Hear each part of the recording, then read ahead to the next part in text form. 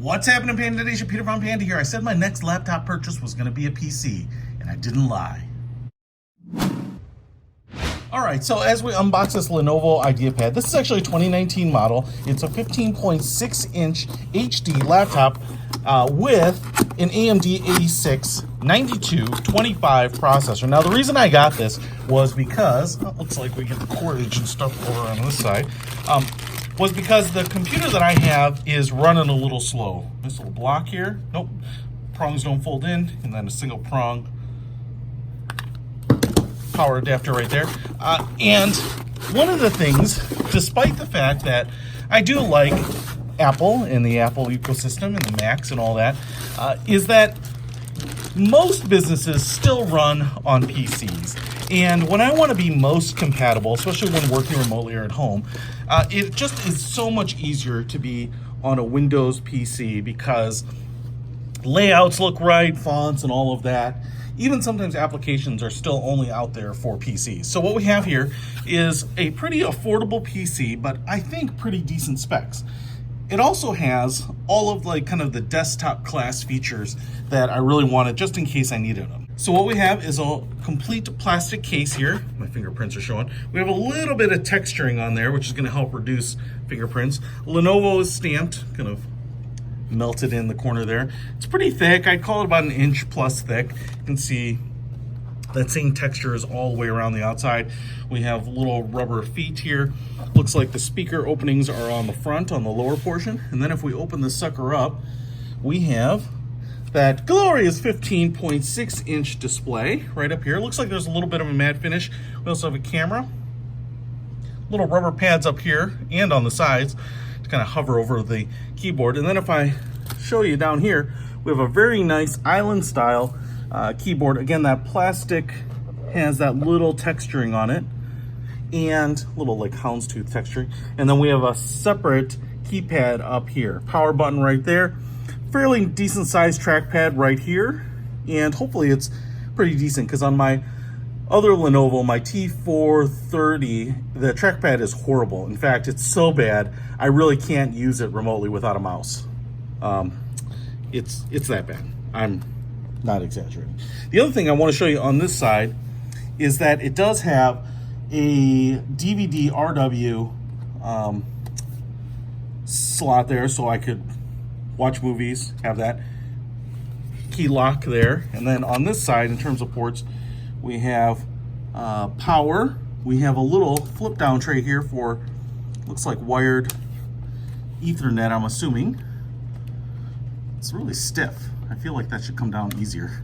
HDMI, which I will use for an external monitor. We have two USB ports there, headphone jack, a little headphone light, it almost looks like. Why not? I can't figure that out. SD card slot, and then a power light. So I'm gonna power this sucker on. That's a little of the unboxing. And I'm gonna go ahead and get this set up and start using it.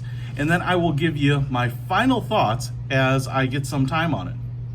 All right, so I've been using this laptop. I got it kind of configured here, and I've been using it a little while, and there's some things that I love and hate about it. First of all, the construction looks pretty good. It's a nice, clean look, but it definitely is a little creaky. I mean, it's just a plastic construction. It's not a super high-end, and it's pretty large, especially with this keypad over here. And to get the larger screen, it's just a large, kind of heavy laptop. You know, it doesn't feel overly heavy or overly thick, but it's got bulk that a lot of laptops with a smaller screen, you know, the 12, 13-inch displays aren't going to have, and certainly not in like the MacBook category. Now, one of the things that's interesting about this is I've got it fully charged up. I wanted to finally see how long it would last, and where it is sitting right now, it tells me that I will get about 2 hours and 32 minutes of charge remaining. So my guess is that this is not an all-day laptop. It's more of a desktop replacement. 2.5 hours is like a short flight. So kind of keep that in mind. You're going to want to have your power brick pretty close to you. Now, I've been installing stuff and moving around on it. This is a half a terabyte SSD, and that definitely helps the slower AMD A6 processor. Now, my internet connection might not be the world's greatest here, and Autoblog may be loading up a little small or a little slow, and you know, it's a website, but I feel like it works about as well as some of the decent Chromebooks that I have. You know, it's the funny thing about Chrome OS versus Windows is that, yeah, I can install more stuff locally, but the internet experience, the browser experience, even in Google Chrome here, is about the same. And I think overall, it's supposed to, you know, be decently speedy, especially with that SSD. You can't get SSDs in a lot of laptops. A lot of them will still have platter hard drives. Now, this thing advertises 5 hours of battery life. I kinda don't suspect that right at the moment, but it does have 8 gig of RAM and the DVD optical drive here, which is great. The RAM is actually a DDR4, which is great as well. I want to hit the CPU user benchmark test here and try that out and see what we get. So I've got the executable downloaded here. I'm gonna hit yes. I'm gonna hit install so we can run this thing, and it's running. Sorry for the shakiness of the light. The screen just is on the same frequency as the camera apparently. All right, the tests have completed. It just takes a few minutes, and I will show you here that, I don't know, based on the benchmarks, I don't really understand what all this means, but I'm gonna act like I do. Gaming, looks like it's terrible for it. Desktop work, I guess it's okay. Workstation, not so great. Here they kind of break it down. PC status, overall this PC is performing way below expectations, 17th percentile. It means out of 100 PCs with exactly the same components, 83 performed better. Yeek. With a relatively low single core score, this CPU can handle email-like browsing, but will struggle to handle CPU's intensive tasks. You know what? That's kind of amazing, considering that it says low single core score, considering this is a dual core A6-9225 processor, 2.6 gigahertz. Graphics, way too low to play 3D games. Boot drive, 54.2 is a reasonable SSD score that we thought is about right. 8 gig is enough RAM to run any version of Windows, which is running 10, and it's saying that 10 is the most recent version. So this is probably about what I expected, given the fact that it seems to run pretty well.